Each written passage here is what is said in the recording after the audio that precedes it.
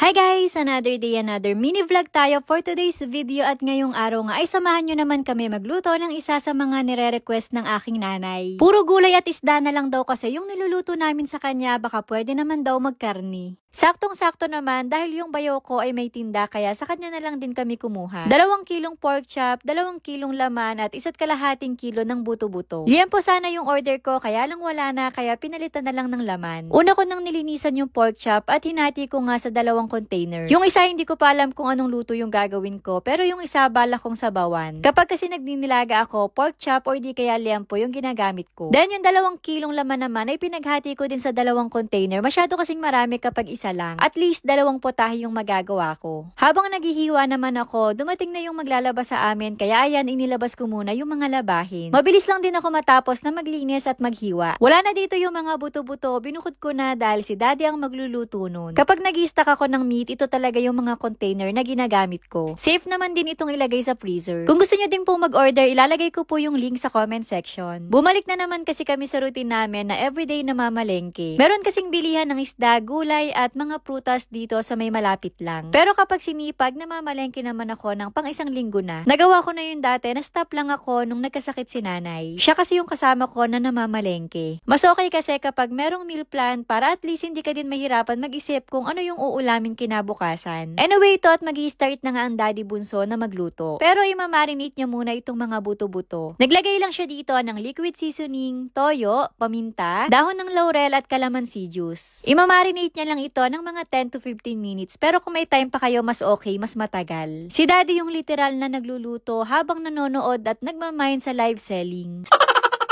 Yes po, sa mga vintage na damit na naman. Yun yung kinakahiligan niya ngayon kaya ang dami niyang damit. Pinirito niya muna ng mabilis yung patatas at yung carrots. Pwede nyo naman din hindi na iprito, depende po lagi sa nagluluto. Nakasanayan lang din talaga namin na pinipirito. After naman magprito ito at magi-start na din siyang magisa. Konting luya, pangontra lansa, pero pwede nyo pong hindi nalagyan. Ako kasi hindi ako naglalagay ng luya. Kaming mag-asawa ang patunay na hindi lahat tayo ay pare-parehas ng paraan kung paano magluto. Dami ko na namang kwento, no? Pero ayun, naglagay siya ng sibuyas, bawang at kamatis. Usually kapag meron ng kamatis, okay na kahit hindi kayo maglagay ng tomato paste. Pero ito naglagay pa din si daddy. Tagalan nyo yung gisa kapag may tomato paste kasi habang tumatagal, mas lalong sumasarap. Ang next naman niyang inilagay ay yung pork na minarinate. Para appetizing tignan, maglagay kayo ng atsuete powder or di kaya buto ng atsuete. Ilagay nyo lang sa tubig na mainit. Kung ano yung meron kayo sa bahay, go. Para naman sa pampalambot, imbis na tubig ay yung pangalawang piga ng gata. Yes po, may gata. Ito yung tinatawag sa amin na kaldereta sa gata. Konting green bell pepper din. Hayaan nyo lang na kumulo ng kumulo hanggang sa lumambot. At kapag malambot na, pwede nang ilagay yung patatas at yung carrots na pinirito kanina. Ito namang black beans, hindi kami naglalagay nito ngayon pa lang. Gusto lang namin itry. Then after ng ilang minuto ito at inilagay na niya yung unang piga ng gata. Ako yung taong mahina ang tiyan sa gata pero wag ka napakahilig ko sa mga ulam na may gata. Green bell pepper, ito na yung pang toppings. Masarap kasi dito yung half cook lang. Luto na, kain po tayo. Yun lang, salamat. See you sa next mini vlog.